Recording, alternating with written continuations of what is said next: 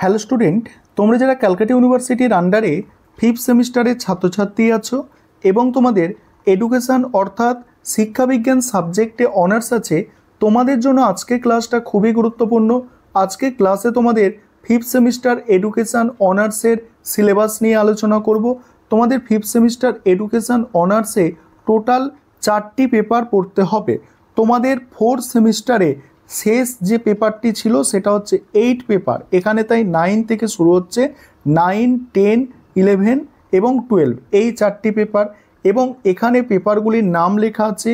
9 নম্বর paper হচ্ছে woman education paper এবং শেষ পেপার তোমরা দেখতে পাচ্ছ স্ট্যাটিস্টিক ইন এডুকেশন। আর তারপরে কারিকুলাম স্টাডিজ আছে, মেজারমেন্ট আছে, এই পেপারগুলো তোমাদের পড়তে হচ্ছে। এবার তোমরা বাংলায় সম্পূর্ণ সিলেবাসটাকে বুঝে নাও এই 4টি পেপারের। প্রথমে তোমরা ডিএসসিসি 9 পেপারটা দেখো। ডিএসসিসি 9 পেপার ওমেন এডুকেশনের উপরে আছে, অর্থাৎ নারী শিক্ষার উপরে আছে। প্রত্যেকটা পেপার তোমাদের 3টে করে ইউনিটে ভাগ করা আছে। প্রথম ইউনিট অর্থাৎ 1 নম্বর ইউনিট হচ্ছে দেখো ইতিহাস ভিত্তিক নারী শিক্ষার ধারণা। এখানে মিশনারিদের অবদান, ব্রিটিশ সরকারের ভূমিকা, রাজা রামমোহন রায়, ঈশ্বরচন্দ্রের ভূমিকা, এগুলো আছে। এবং তারপর 2 নম্বর ইউনিট যেটা আছে দেখো, 2 নম্বর ইউনিট হচ্ছে নীতিগত দৃষ্টিভঙ্গি, কমিটি কমিশনের সুপারিশ। সেখানে জাতীয় শিক্ষানীতি 1986 এবং 2020। তারপরেই আছে রাধাকিষাণ মুদালিয়ার এবং কোঠারি কমিশন। নেক্সট টপিক হচ্ছে দুর্গাবাই দেশমুখ, দেখো হংসরাজ মেহতা এবং ভক্ত দেখো বৎসলাত কমিটি।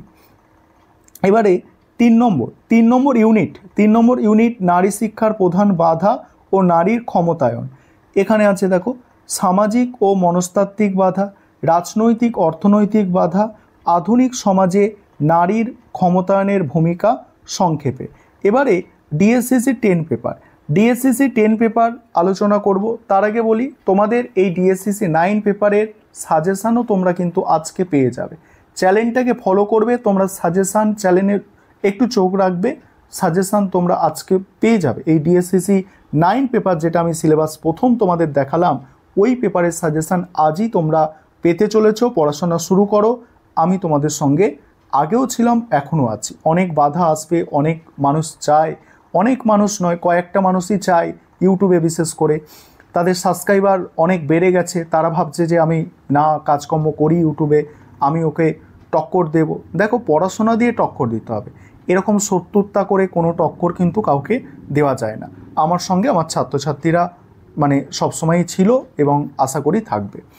যাই হোক, ডিএসসিসি 10 পেপার যেটা আছে, ডিএসসিসি 10 পেপারের তোমরা সিলেবাসটা দেখো। এখানে প্রথম ইউনিট হচ্ছে মানে কারিকুলাম ডেভেলপমেন্ট অর্থাৎ পাঠ্যক্রমের উন্নয়ন, প্রথম ইউনিট যেটা। এবং দেখো এখানে যে টপিকগুলো পড়তে হবে, পাঠ্যক্রমের ধারণা, কার্যাবলী ও প্রকারভেদ। তারপরে আছে দেখো জ্ঞান ভিত্তিক এবং অভিজ্ঞতা ভিত্তিক ও কার্যভিত্তিক। তারপরে আছে দেখো পাঠ্যক্রম ভিত্তিক, এখানে দার্শনিক, মনস্তাত্ত্বিক ও সমাজতাত্ত্বিক। নেক্সট হচ্ছে পাঠ্যক্রমের প্রধান দৃষ্টিভঙ্গি, আচরণমূলক, ব্যবস্থাপনামূলক এবং পদ্ধতিমূলক ও মানবিক। নেক্সট হচ্ছে দেখো পাঠ্যক্রম উন্নয়ন, সেখানে প্রয়োজনীয়তা ও পরিকল্পনা।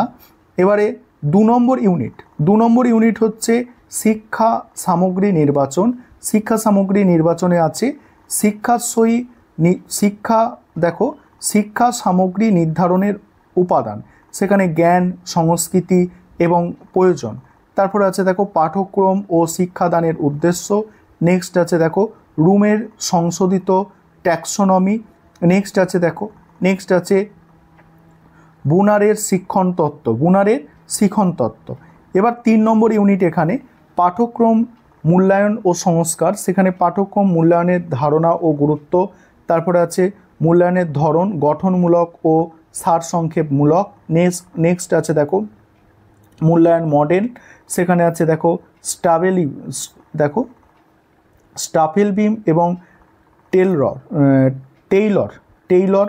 তারপরে আছে দেখো পাঠ্যক্রম সংস্কার, এখানে উদার ও বাধা, জাতীয় পাঠ্যক্রমের কাঠামো 2005।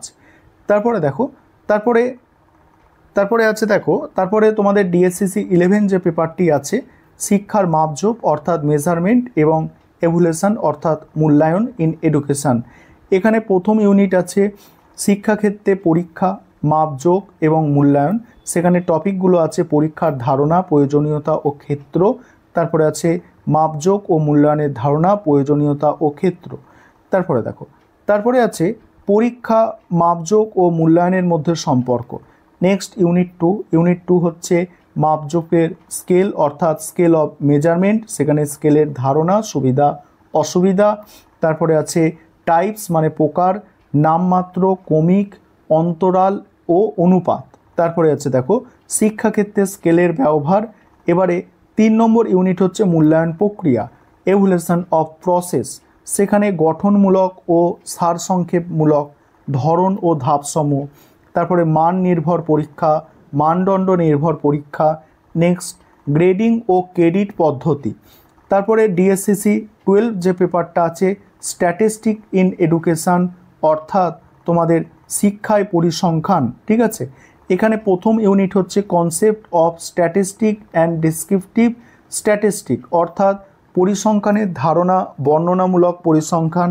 এখানে আছে পরিসংখ্যানের ধারণা ও ব্যবহার, তথ্য সংগ্রহ, উপস্থাপন, সারণী, graph, frequency, polygon, histogram, ogive, ogive আঁকতে হবে তোমাদের, শতকরা এবং চতুর্থাংশ।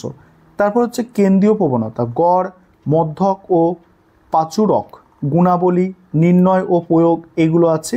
তারপরে প্রসার হচ্ছে ব্যক্তি।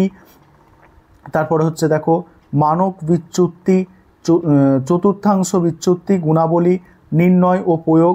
নেক্সট হচ্ছে স্বাভাবিক বন্টন, প্রাপ্ত স্কোর ও সম্পর্ক নির্ণয়। তারপর হচ্ছে স্বাভাবিক বন্টনের ধারণা ও ব্যবহার। নেক্সট হচ্ছে স্বাভাবিক বন্টন থেকে বিচ্যুতি, অসমতা ও উচ্চতা। এবার পরের যে টপিক সেটা প্রাপ্ত স্কোর। তারপরে এখানে জেটি মানক স্কোর আছে, ঠিক আছে, ধারণা, নির্ণয়, ব্যবহার। তারপরে 3 নম্বর ইউনিট হচ্ছে সম্পর্ক নির্ণয়ের উপায়। সম্পর্ক, ধারণা ও প্রকারভেদ, সম্পর্ক সহ। তারপরে সম্পর্ক নির্ণয়। এখানে র্যাঙ্ক ডিফারেন্স, প্রোডাক্ট মোমেন্ট পদ্ধতি, সহ সম্পর্কের বিশ্লেষণ ও ব্যবহার। এই হচ্ছে তোমাদের সিলেবাস।